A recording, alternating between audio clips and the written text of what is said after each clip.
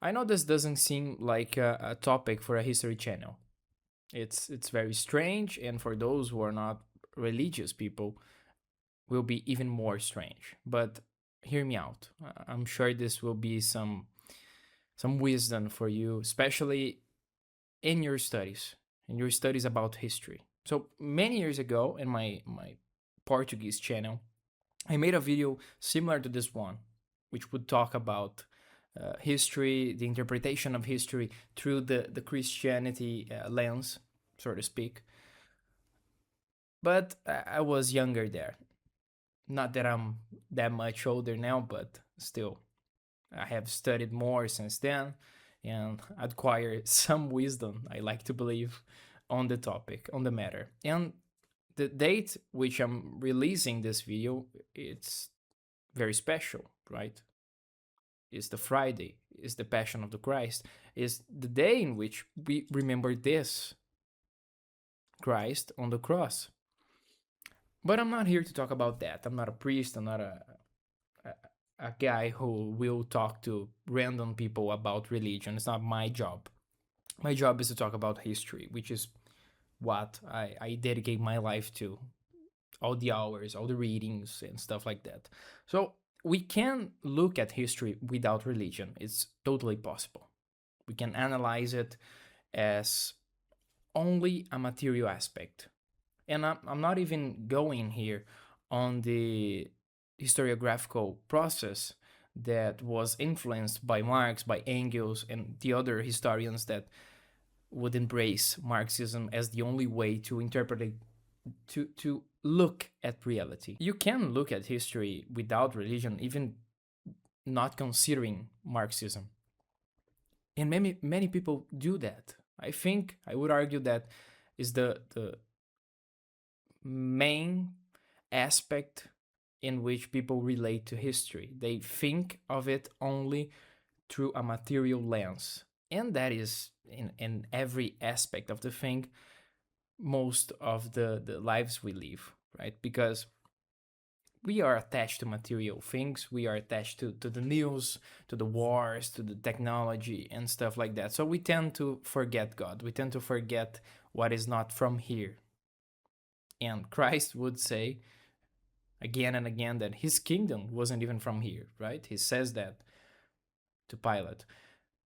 So we can imagine a history without God. That is totally possible. And many societies throughout history, well, modern history, would try to implement a society, a republic, some sort of government without God, without religion at all. So we can think, of course, of the French Revolution, which is, I think, the greatest example of that. It's a whole revolution based upon the idea that the men shouldn't be governed by religion. They should be governed only by reason and stuff like that. Well, we know the result of that. Edmund Burke warned us, right? He saw that happening, and he saw that the path they chose was a path of destruction, of death. So just think about the brief period when the Jacob, like the left of that time was in power. Just think about the damage they did in name of a government without religion. But that is a very common thing amongst all societies that was emerging after the 18th century.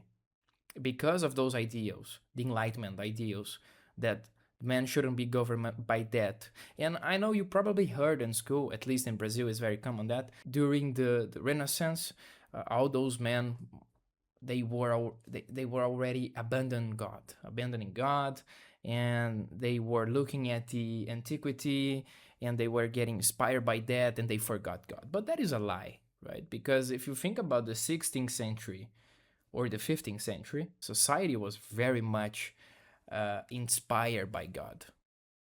And the most simple proof of that is that if you look at the paintings, at the sculptures that were produced back then, most of them would talk about religion, about God, like the baptism, the crucifixion, the passion, or something like that. So God was very much alive. But after Enlightenment, things get very, very nasty, very serious. Because take, for example, my country, right? In 1889, the monarchy fell through a coup by the military, and thus our republic was born. The first thing they did was to separate church and state. Of course, they weren't inspired by enlightenment, they were inspired by positivism, by Conte, right? The thing wrote on our flag, it's order and progress, order and progresso, right? It's inspired by those ideas. So in that moment, a very specific moment, church and state were separated. And I know that happened not only in Brazil, but in many other regions around the whole world, that God shouldn't be mixed with religion. And in many aspects, I agree with that. I don't think the politicians should be priests or something like that. I think the Pope is someone in charge of spiritual matters. Although if we look through Middle Ages, the popes would be very much involved with politics. But I think his role today, right? It's very much correct, is that. But what I'm talking here is not about the specific state, this or that. I'm talking about something of a spirit, something of a broader view of the world without religion. So we can look at our times. Take a look at Canada, which is approving some fucked up laws. There's no way to put this better than this way. Look at the England, well, the whole world. They're approving laws that when we look, we read about it, we think, my God, what is going on, right? Because man is so concerned about his well-being here, his pleasure, the material world, that we are going to a path that it's hard to imagine where he's going. Well, if you believe in religion, you know exactly where he's going. But so we can talk about how the French Revolution, that period of history, tried to abandon God. And it had enormous, like various consequences for that society. Because it was a revolution to kill the old regime. Okay, you guys, summon up Napoleon, which is worse than the old regime, right? And after that, France was involved in a whole lot of messed up things. And in some sense, we can talk about the consequences of that even today. Look at France today. France used to be the older son of the church, or the oldest daughter of the church. I don't know how you would translate that. Now it's lost. It's completely lost. There's no other way to put it. So it has consequences. We can look at the Soviet Union, the persecution on religion. We can look at China, which I know, oh, you will say, oh no, but they have some religions, religious freedom. That okay, some, it's not freedom. If you have to measure it, it's not freedom. So we can look at the societies and the world abandoning religion, and that is very, very sad. History without Christ is chaos. History without God is chaos. And I know I said in the beginning of the video that it would be impossible. It wouldn't be a video about me preaching, but maybe looking now, it became that because it's impossible not to be like that. I do think that in any society, in any place of the world where man abandon God, it won't take much longer for things to get chaotic, for things to go wrong. So you can look at the United States right now, for example.